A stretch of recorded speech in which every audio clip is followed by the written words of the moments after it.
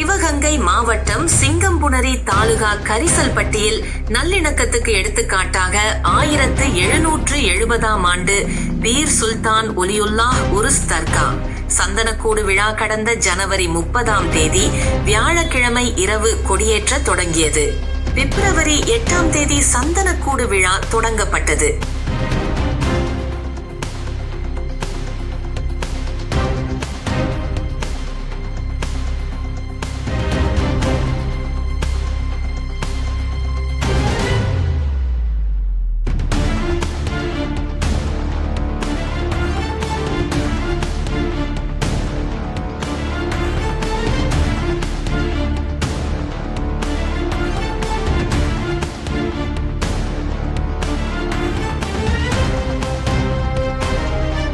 அமராவதி, புதுக்கோட்டை, துவரங்குறிச்சி சுற்றியுள்ள அனைத்து மதத்தினரும் சந்தனக்கூடு விழாவில் கலந்து கொண்டனர்.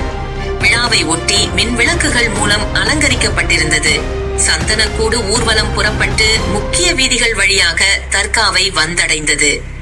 கண்ணை கவர்ந்த வான வேடிக்கைகள் நிகழ்ச்சி நடைபெற்றது.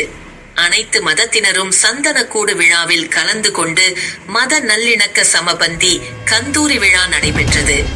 அனைத்து மதத்தினரும் கலந்து கொண்டு கந்தூரி விழாவை சிறப்பித்தனர்.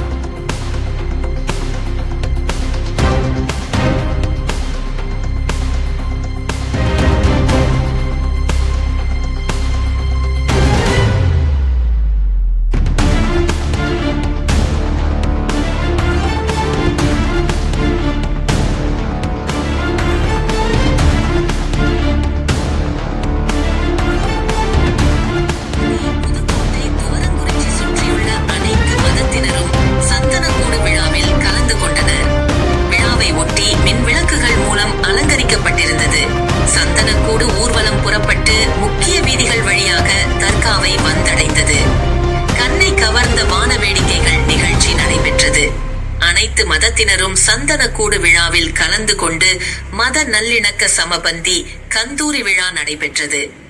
அனைத்து மதத்தினரும் கலந்து கொண்டு கந்தூரி விழா